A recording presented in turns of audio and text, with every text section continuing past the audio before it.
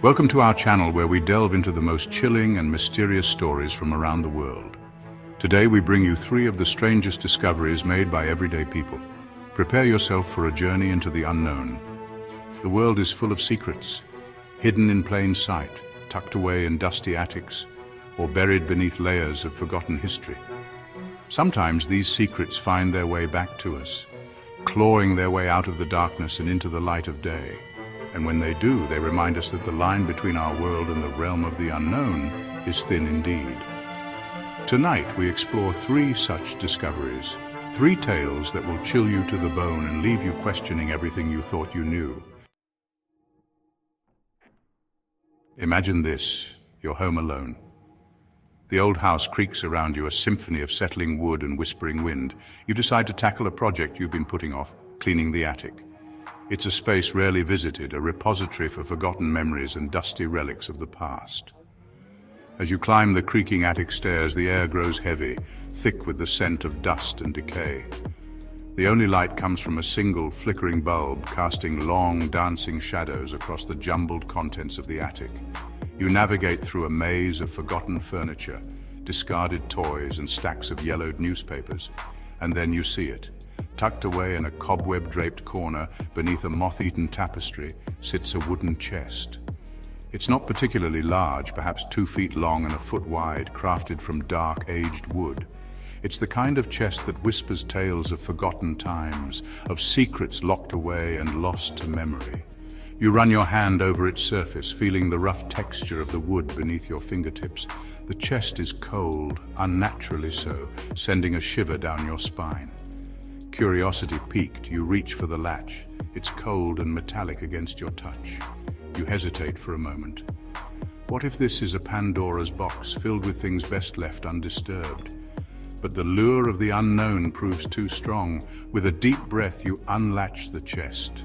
The hinges groan, a sound like the anguished cry of something long imprisoned. The musty scent that wafts from the open chest is almost overpowering, a mix of decay and something faintly sweet, like overripe fruit. Inside, nestled on a bed of faded velvet, lies a collection of objects. A tarnished silver locket, its surface etched with strange symbols. A yellowed parchment covered in faded ink and cryptic diagrams, and a small porcelain doll, its painted eyes seeming to follow your every move. You pick up the locket, its weight surprisingly heavy in your hand. As you trace the strange symbols with your fingertip, a chill races through you. It feels like more than just the coldness of the metal. It feels like a whisper of something ancient and unknown. The parchment, brittle with age, crumbles slightly as you lift it. The diagrams are strange, unlike anything you've ever seen. Circles within circles, dotted lines connecting cryptic symbols, and handwritten notes in a language you don't recognize. And then there's the doll. Its porcelain face is eerily lifelike, the painted smile almost mocking in its stillness. As you stare into its glassy eyes, you could swear you see a flicker of movement, a hint of something malevolent lurking beneath its painted surface. Unease settles over you like a shroud. These are not the ordinary remnants of a forgotten life. There's something unsettling, something deeply disturbing about these artifacts.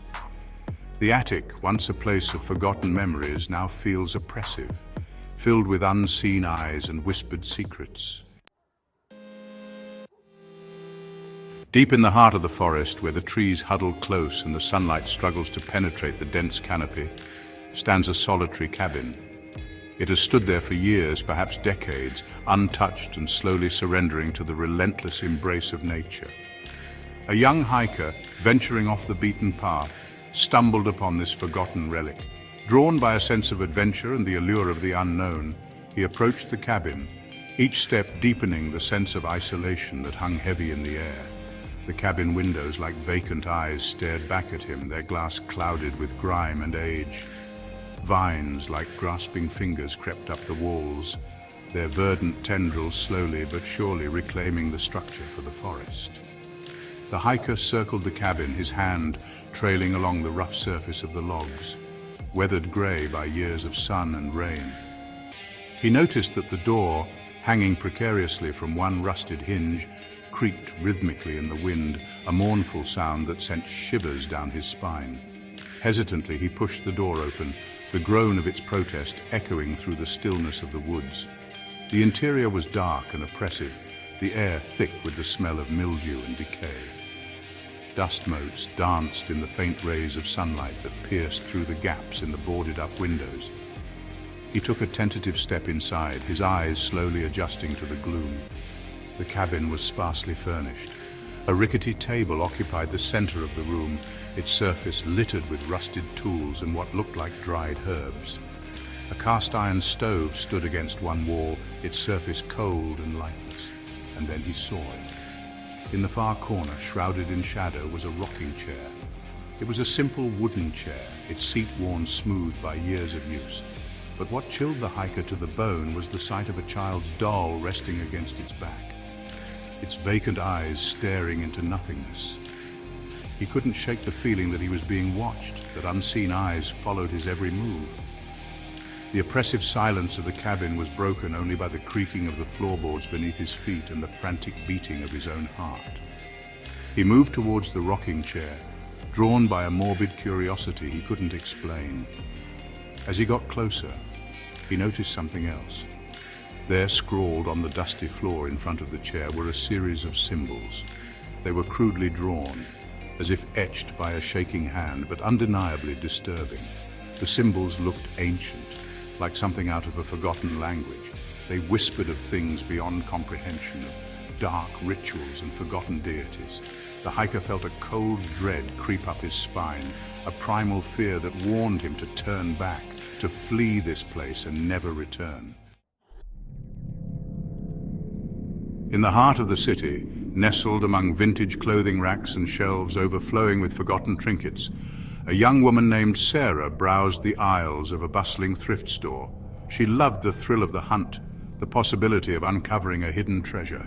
Her gaze fell upon a display of antique dolls, their porcelain faces frozen in expressions of vacant cheer.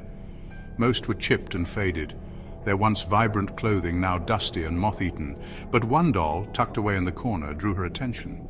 It was a porcelain doll dressed in a faded velvet gown. Its long, dark hair framed a delicate face with hauntingly beautiful features.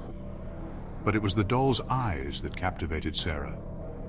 They were a deep emerald green, and they seemed to hold a depth of sadness that belied its painted smile.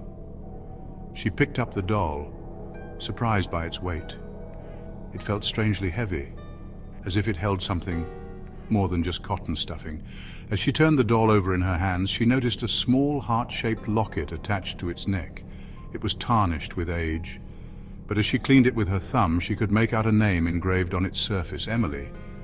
On a whim, Sarah decided to buy the doll. She couldn't explain it, but she felt drawn to it, compelled to take it home. That night, Sarah placed the doll on her bedside table. As she lay in bed, trying to ignore the unsettling feeling of being watched, she couldn't help but feel like she had made a mistake.